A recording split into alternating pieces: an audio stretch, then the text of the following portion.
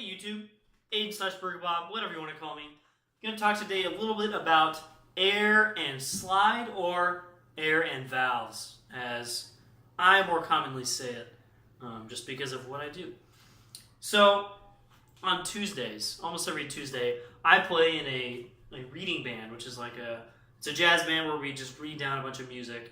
Every once in a while we do a gig, and we have one next week. And in this reading band, I play lead trombone, or second trombone, depending on who's around, which is on my 6H with my new Bach New York 7 mouthpiece. And that's great. I love it. I've really improved my jazz chops, my high chops, just my ear, all sorts of things. My style's gotten a lot better. I love playing in that band on a higher part. But I don't play that full time, right? I don't play small horn full time. So on Tuesdays especially, I'll come home and I have to play something like this. Much larger instrument. Dual bore bass with a big old mouthpiece. And coming from the small instrument where I'm playing in a completely different style, air, face, literally everything about it is different. It's basically, yes, they both have slides, but they're basically completely different instruments at that point. I have a hard time coming to the bass trombone. A lot of times my face is too tight. I'm not using quite the right relaxed, slow air to play bass trombone.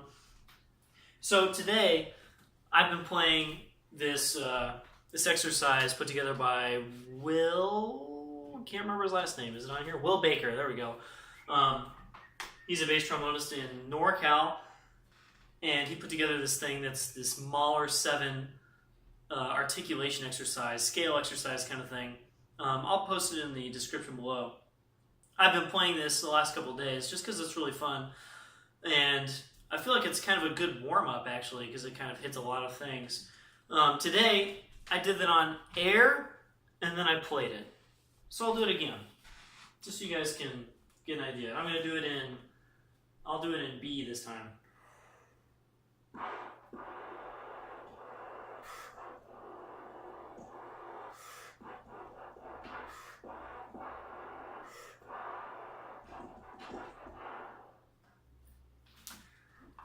So the first time I'm doing it on air.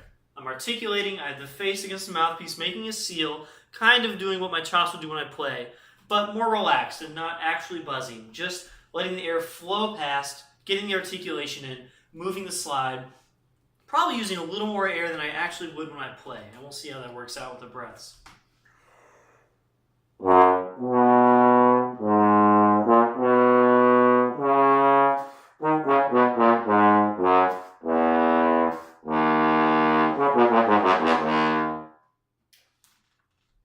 The reason I do this, air and slide, is to get my air moving, to get that feeling of just unrestricted falling out airflow.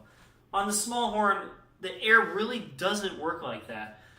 It's not like you don't use a lot of air and you clamp down on it or anything like that. But the way you use it is in such a smaller, more controlled, I don't want to say tight, but more compact manner. And that does not really transfer to a bass like this. And so I really have to work at relaxing, getting out of the way of my chops, the way out of the instrument. And the air and valves is a good way to do that. And you can do this on anything, even something super dumb like a flexibility.